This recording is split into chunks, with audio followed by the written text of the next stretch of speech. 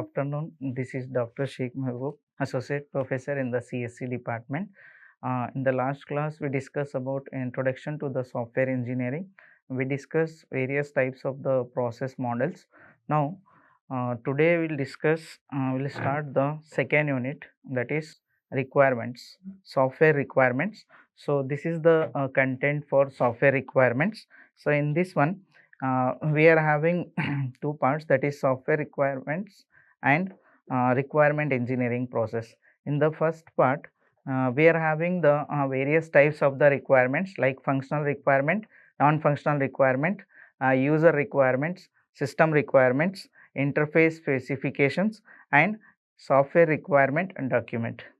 In the second part, requirement engineering process, we are having the requirement engineering process, that is four steps process is there, that is feasibility study, requirement elicitation and analysis, then we are having requirements validation, requirements management. So let's begin with the first part, that is software requirements. So in this we are having this content of this part, that is introduction, functional and non-functional requirements, user requirements, system requirements, interface specification, and software requirement document. So before proceeding, first we should know about the what do you mean by the requirement. So the process, so requirement in the software means what? We have to gather the requirements from the client or the customer. So the process to gather the requirements from the client or customer, then we are going for evaluation and documenting them is known as what? Requirement engineering. So the goal of requirement engineering is, once we gather all the information from the client or the customer, the final outcome is what? Software requirement document. So the goal of requirement engineering is what? To develop and maintain the description about the software requirement, so which will be in the format of SRS document. That is about the requirements. So requirements are basically it's a description of your services that a software system must provide, and the constraints under which it must operate.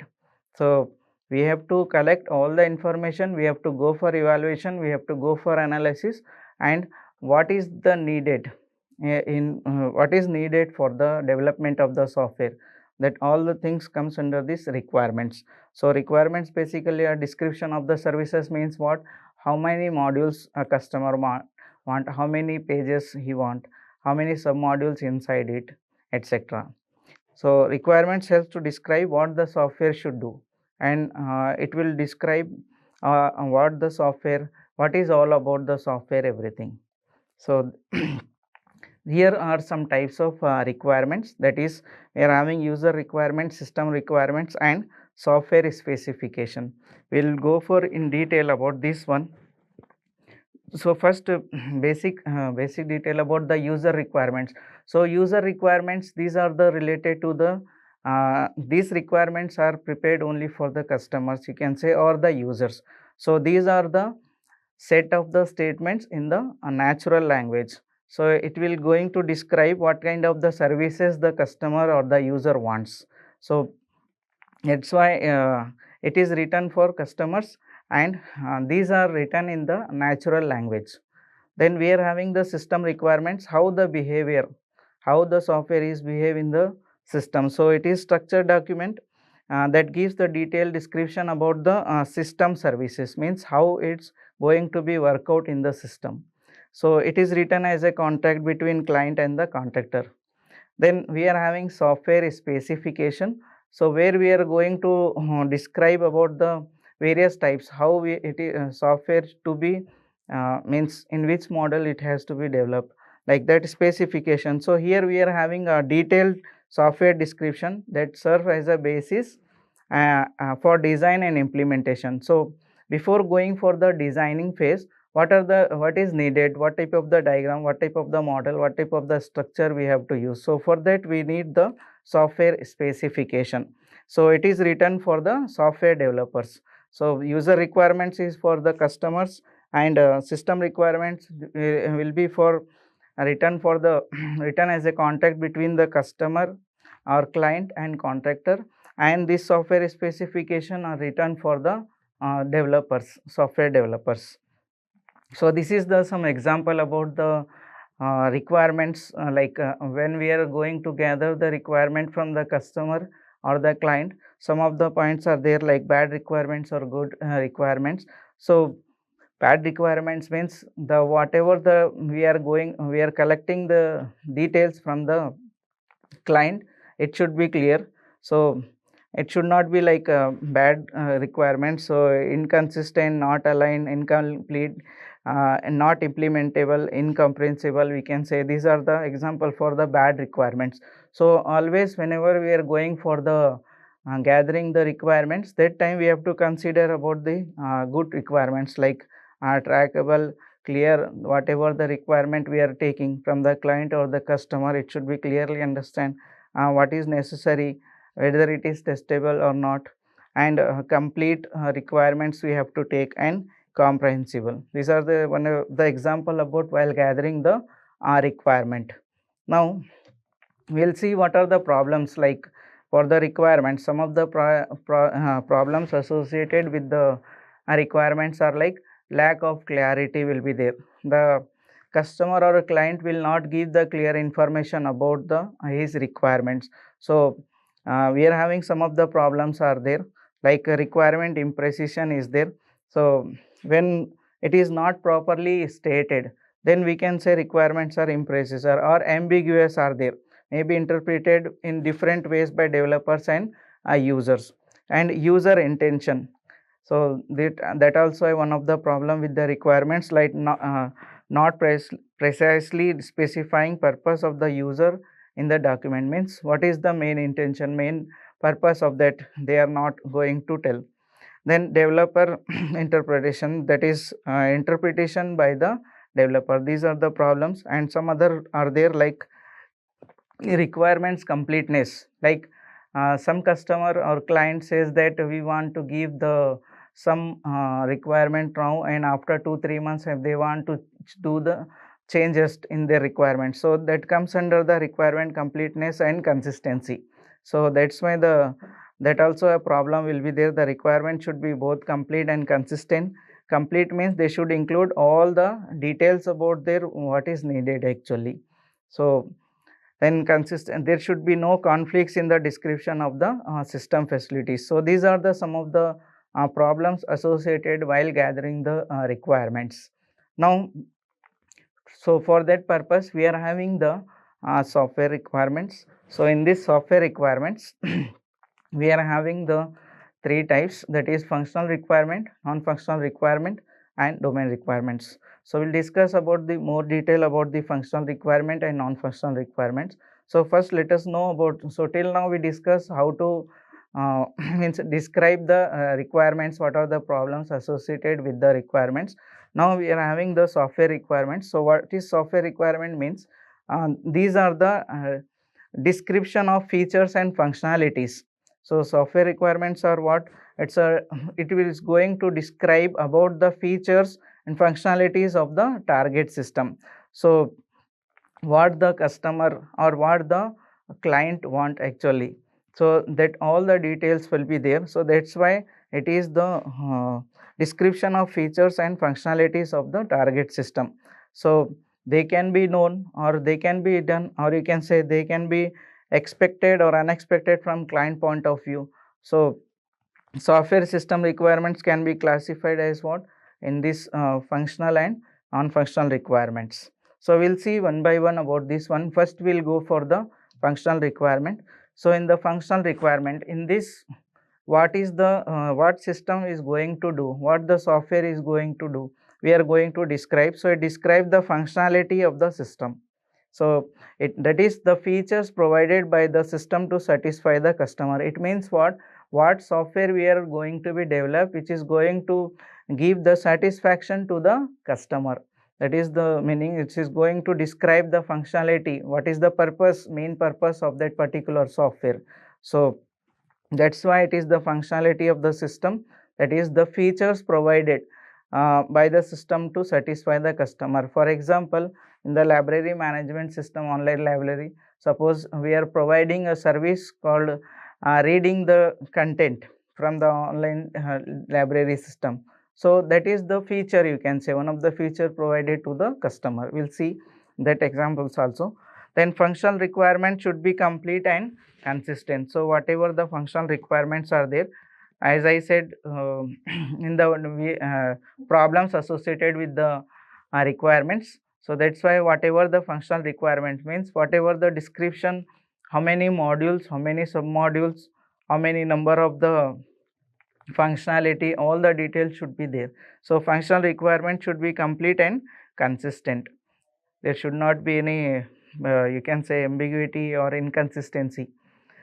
Then the customer should provide the set of statements, statement of service. It should be clear how the system is going to be react whenever a particular type of the input, and how a particular system should behave in a particular situation.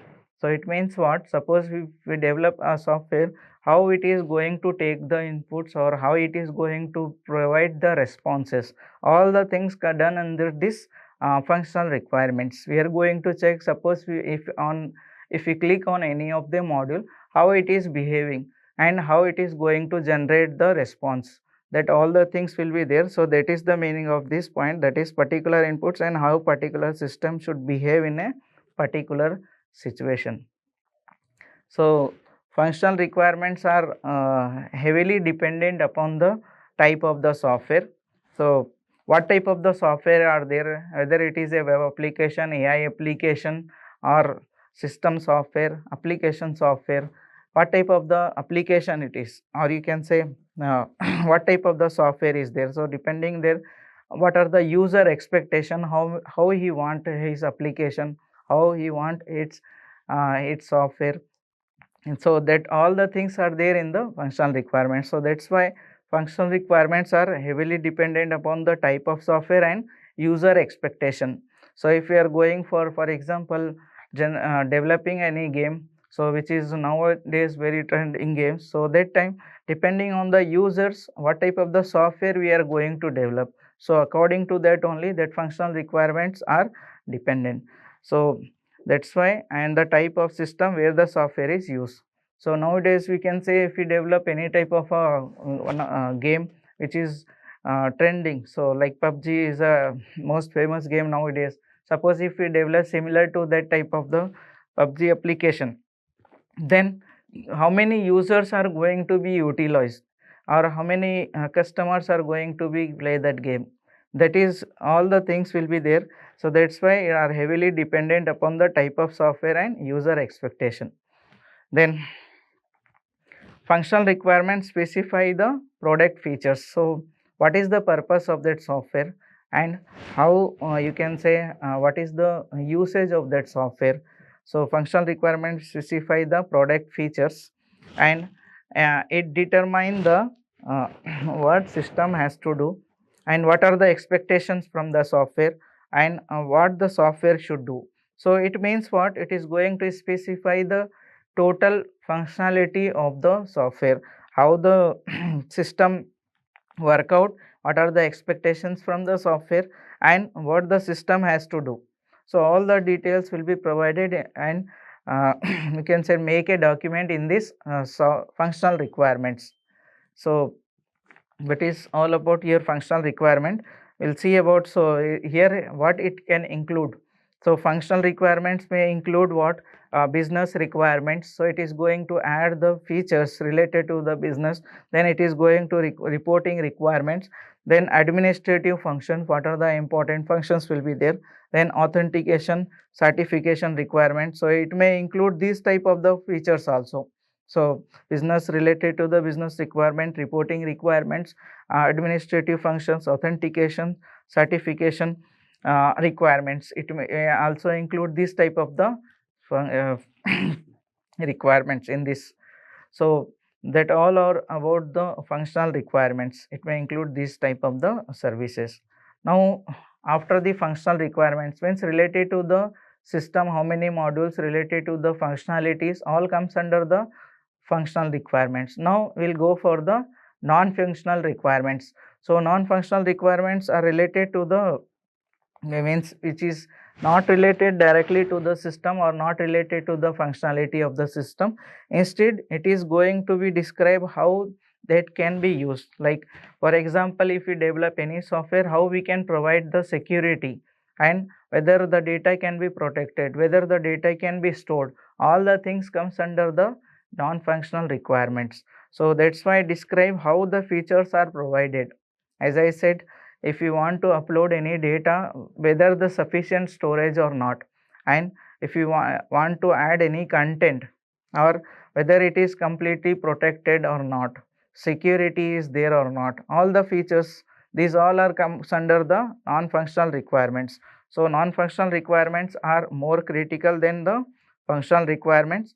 So if the non-functional requirements are not fulfilled, then the complete system is of no use.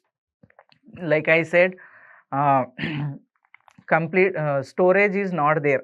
If we install any software, there is a no not sufficient storage, then that is no use of the system. So that's why if non-functional requirements are not fulfilled, then the complete system is of no use. So we'll see about that non-functional requirements. So non-functional requirements are of three types, that is product requirements, organizational requirements, and external requirements. We'll see about this with a example. What do you mean by a product requirements, organizational requirements, and external requirements? So this is just a flow of non-functional requirements, which is categorized into three parts, that is product requirement, organizational requirement, and external requirement.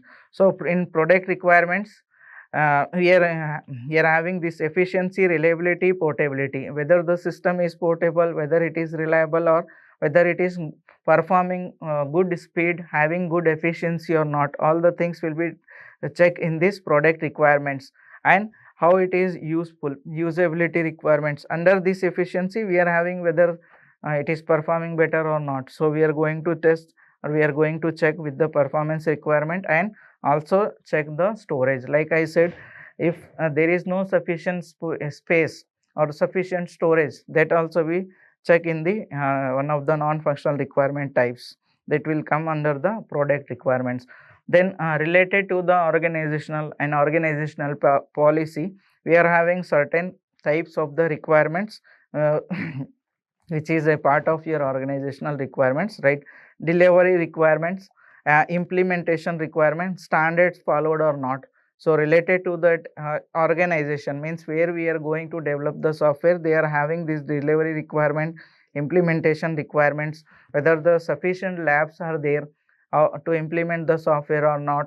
So whether the standards are followed or not, all the rules regulations followed or not, constraints or rules are there or not, protocols are there or not, all the things are checked in this organizational. That all three comes under the organizational requirement. Then last one is the external requirement, where we are going to check some ethical requirements, right, and interoperability requirements. Then legislative requirements, under which we are going to check the privacy requirement and safety requirements. So whether whatever the development is done, whether it is having the you can say safe or not, whatever the application development taking place, whether it is safe or not. So that all comes under the legislative requirement and privacy requirements. So authenticate users are there or not for using, all the things comes under this privacy and safety requirement. So that is all the things comes under these three categories, that is product, organizational, and external requirements. So which is a part of your non-functional requirement types. So we'll see that examples also. First, as I said, one by one example we'll see. That is product requirement. This requirement specify how a product will give the performance. You can say how a product should behave in a particular situation. Like so, product requirement like executing speed, how many number of instructions can be executed, how it is efficiency, how its performance will be tested or checked in this product requirement, and also the reliability. So how many instructions executing in second, or how many programs can be run on that system, whether it is reliable or not, all comes under the product requirements. Likewise, we as I said, organizational requirements, that is related to the company or any organization. So these requirements specify the organizational policies and the procedures. So standards, implementation, rules, regulations followed or not, all the things comes under this organizational requirements. Last one is the external requirements. So here, related to the external factors, like I said, safety is there or privacy is there or not, is checked here. So requirements that arise from external process of system and its development process. So here we are going to check the safety, interoperability or privacy, all the types of the requirements will be checked here in the external requirements. So that is all about your non-functional requirements. So what it is going to be include, so non-functional requirements include this following. You can say it is going to include the security features, and it is going to check the capacity, whether the storage, how much data storage it, the software is having the sufficient storage or not, how much data storage it supports, and compatibility, how it integrates with the other system or other devices, you can say compatibility is there or not. Then reliability, how it is ensures the consistency and uptime. So as I said, how many instructions, how many programs can be run on that machine, right? So how it is generating the results, everything. So reliability will be there. Maintainability, if any problems, errors, debugs, or you can say any bugs are there, then whether it is easy to fix and update or not. So maintainability is provided in this non-functional requirement. Then scalability is also there, how efficiently it handles the increased workloads. So if any extra features we are going to be added, and how it is going to be behave, so that is done. Usability, how it is easy to use, you can say. So these are the some of the services, or you can say the features which are included for the non-functional requirements: security, capacity, compatibility, reliability, maintainability, scalability and usability. Now, so that is all about your non-functional requirement. Now we'll see about in detail other types of requirements after these differences between these two. So these small differences between these two, that is functional requirement. So functional requirement and non-functional requirement. So functional requirement specify the functionality of your software, okay, of functionality of your software system, whereas your non-functional requirement specify the properties of other software system, software system, specify the what if the properties is needed, like related to security, related to the storage. Then functional requirement describe what the product must do, whereas here it is going to describe how the product should perform. So performance will be checked here in the non-functional requirement. Some example is also there.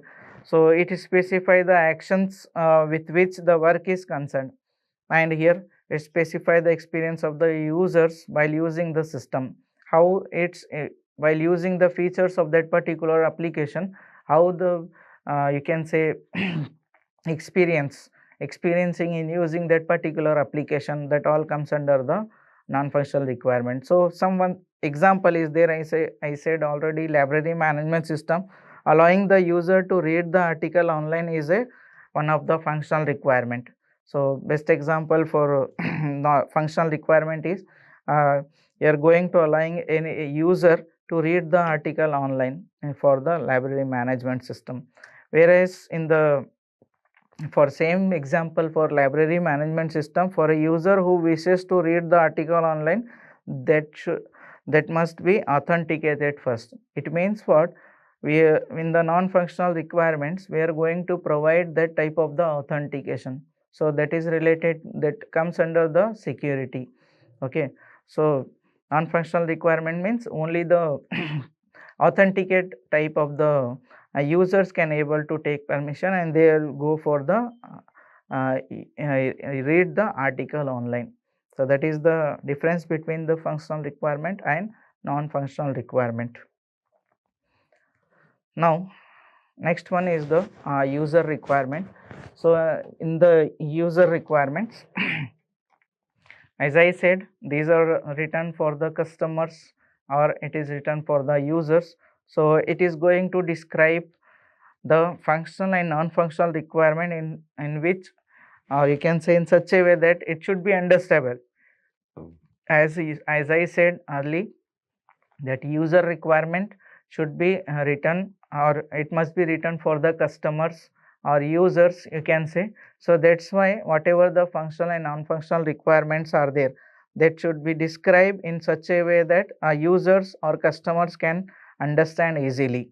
Okay, even though if the users or customers don't have the technical knowledge, they can able to understand this, what are the functional and what are the non-functional requirements for the system. So that is why the user requirements description should be there. So user requirements are defined using the natural language. So as I said, these are the description for the customer. So that's why it is written in the natural language. It is going to define by using the, some tables are there, some diagrams are also be used for defining this user requirements, because they are the representations that can be understood by all the users.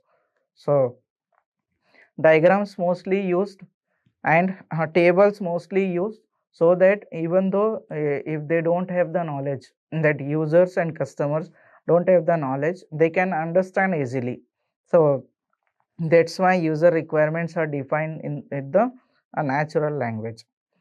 So what are the problems are there if you are going with the process? There may be chances of some, if you are going as the user requirements are using with the natural language, and there may be some problems arises like lack of clarity, like sometimes requirements are given in ambiguous manner, means which is not clear, or which is having the different type of the views, or you can say different types of the active, similar type of the requirement will be there. So that's why that is the some of the problem is arises. It is expected that the requirement document should help in clear and precise understanding of the requirements. Then there may be some requirement confusion. So there may be confusion in the functional requirement and non-functional requirements, system goals and design formations. So that are the problem arises when we are going with the natural language. Okay, so then other problem like requirement mixture, there may be a chance of specifying the several requirements together as a single requirement. Okay, so what is the solution for to resolve these type of the problems? Some of the guidelines are provided for writing the user requirements. So here is a guideline for writing the user requirements. So we need to prepare a standard format and use it for all the types of the requirements. We need to prepare some type of a standard format such that the customers or the users can understand easily. So apply the consistency in the language. So these are the some of the guidelines. Consistency means meaningful data should be there, and all the descriptive part should be there. So use shall for mandatory requirements and should for desirable requirements. You can use this type of the words, right? The text which is mentioning the key requirement should be highlighted. So like we can able to highlight this important part, whatever the important part is there. So we need to use the highlighter, so we can highlight for writing that user requirements. So whatever the key points are there, we can use with the highlighter. So highlighter can be used for writing the user requirements. Then avoid the use of computer jargon. So computer jargon, it should be written in simple language. It means what? We can't use the like abbreviations, acronyms. We can't use computer related words, technical terms. Okay. So like for example, we can't use like this API.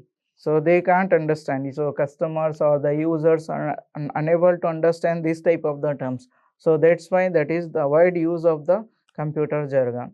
So API related to the application programming interface, but the users or customers are unable to understand.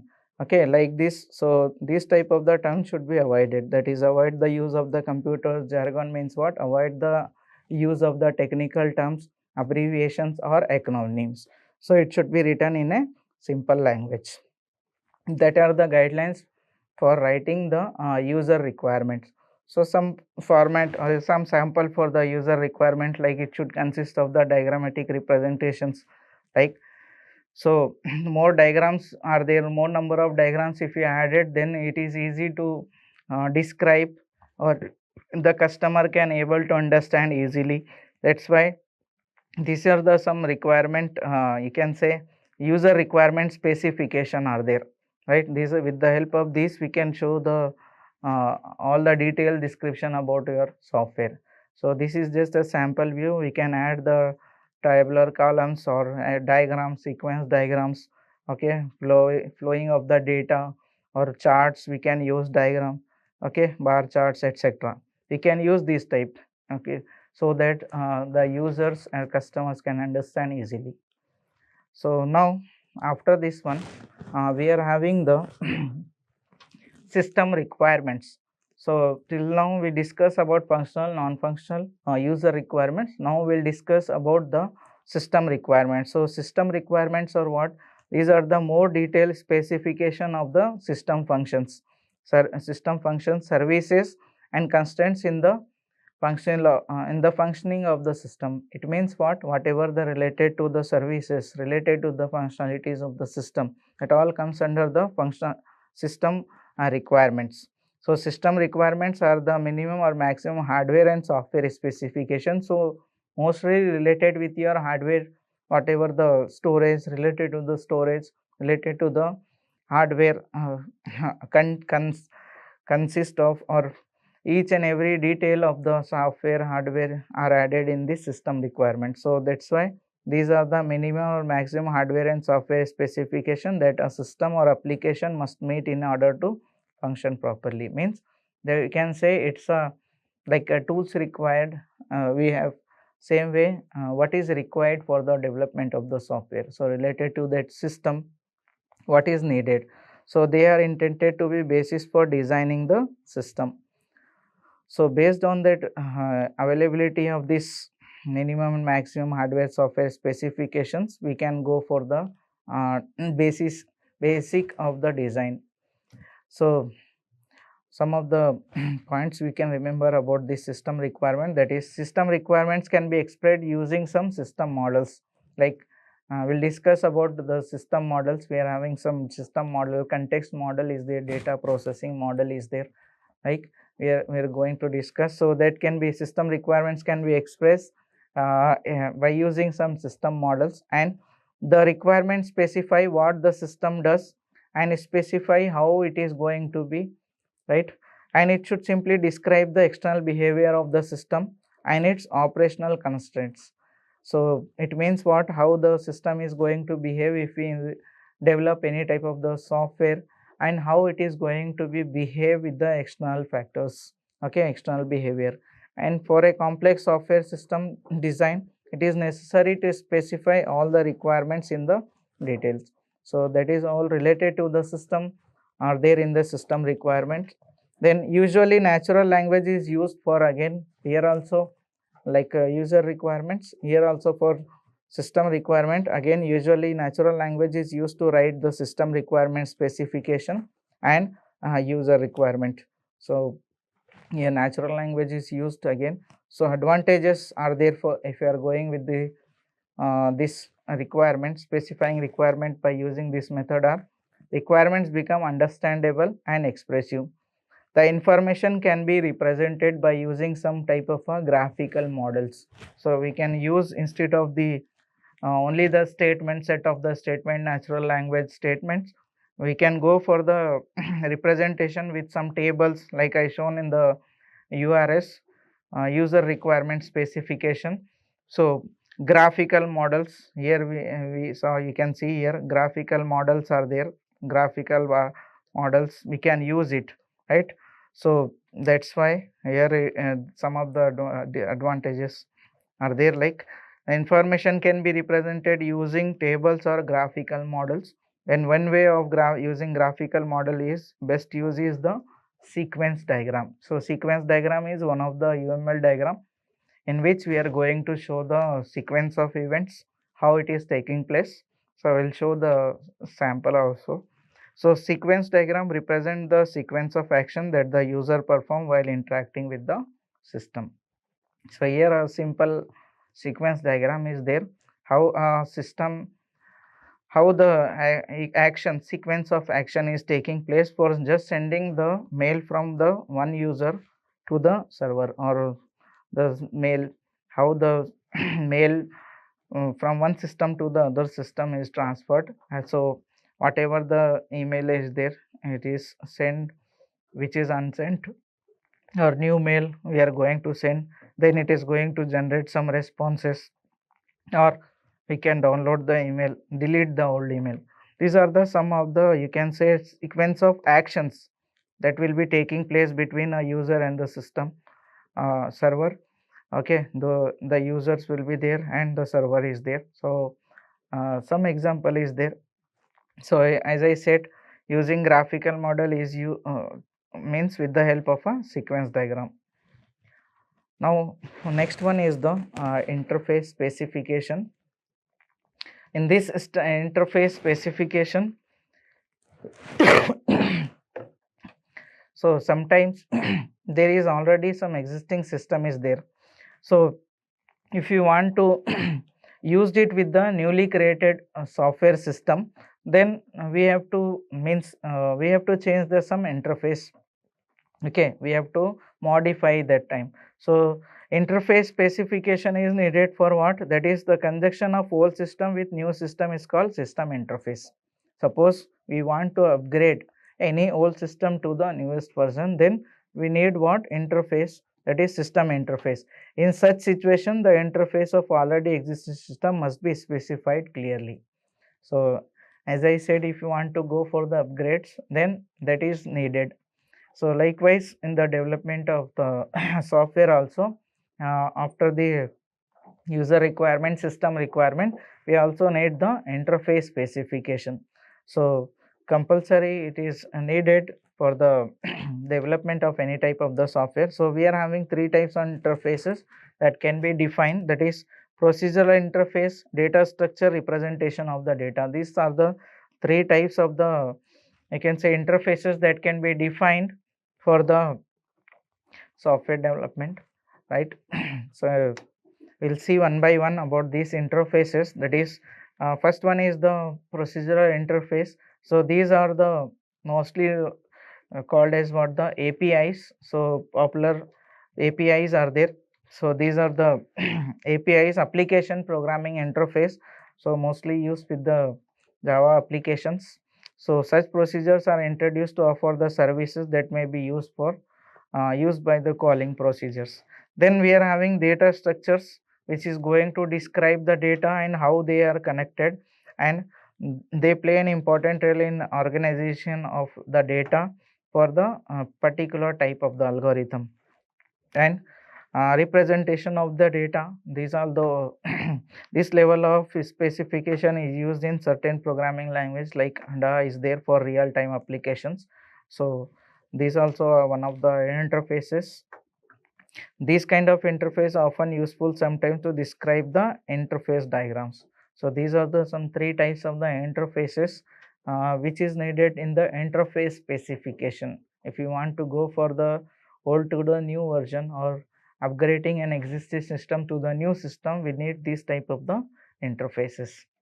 Now the last one is this for this requirement part is, that is software requirement document. So the, as I said early, the total or outcome of the software requirements are the software requirement document, which contains software requirement specification. So we'll discuss software requirement document. So it is the specification of the system, suppose and it is sometimes referred to as what?